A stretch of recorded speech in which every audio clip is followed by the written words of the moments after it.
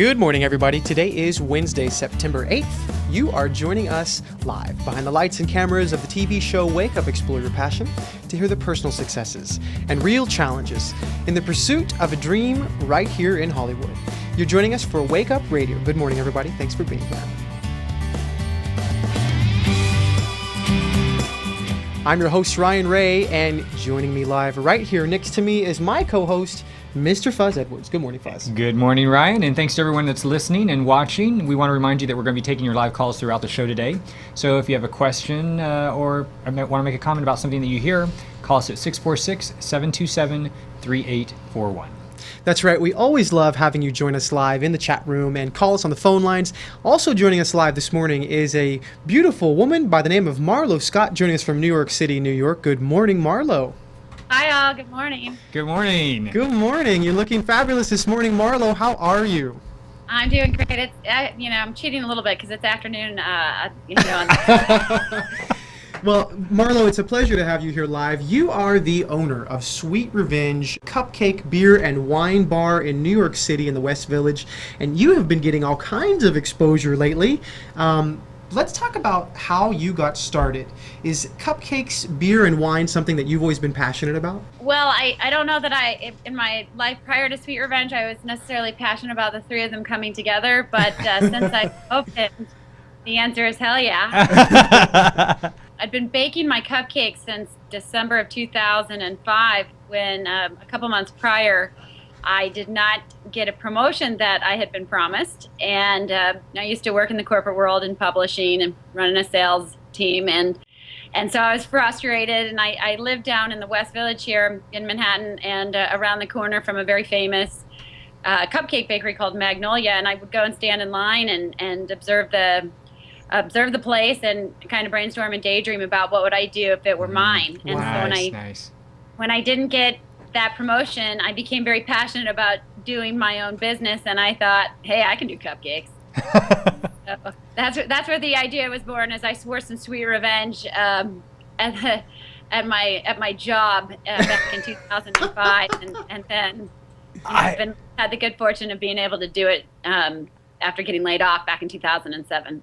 Oh, wow. I love that. So there's a kind of a double connotation here to Sweet Revenge. It's not only sweet because of the cupcakes, but it's also sweet revenge against your ex-boss. Has he been to the bakery? Have you seen him at the Cupcake Beer and Wine Bar? Actually, I have had a boss from a corporate job prior to the one that I got laid off in. I had a boss from my NBC days come and visit me, so that was really neat. And actually, the name Sweet Revenge is my revenge on the corporate world, and although it is a kind of a play on words, since I do have some fantastic baked goods, primarily sweets, the Sweet Revenge is really having an incredibly happy revenge on a very unhappy prior corporate life. So, well, Marlo, you actually had some savings that you used when you first got started. How were things in the very beginning? Tell us about the very beginnings of Sweet Revenge. Sure. So, long story short, I was laid off in the beginning of 2007. I tried to negotiate a couple of deals with experienced restaurant guys. Couldn't get anything over the finish line. And so in the summer of 2007, I hired a restaurant consultant, a really brilliant woman named Lisa Chodish, to help take me through the process, since I'd never even worked in a restaurant before. And I've been chipping away at my business plan and baking the cupcakes just so I could understand what made for a great cupcake. In summer 2007, if you guys will recall, that was when kind of the mortgage industry was in free fall, and the banking industry was tanking as a result of all those portfolios, mortgage portfolios kind of blowing up. Mm-hmm. So I was very fortunate and started about a 75-day roadshow looking for financing, and managed to get an SBA loan in early November of 2007. And my bankers always tease me that I had to have been one of the last deals they got done. Wow. But I got my small business administration loan, invested my life savings, and dove headfirst into the process of architects and engineers and trying to make my way through the Department of Buildings here in New York City, which is you have to have a very thick skin. Fun times. But I got through the Department of Buildings. I got approvals in about March of 2008, and demolition and construction began right away. And I got open for business in July of 2008. So by then, the recession was really well underway, and it was an incredibly steep learning curve and some lean times there for about the first 7-8 months or so, all through 2008 and into the beginning of 2009.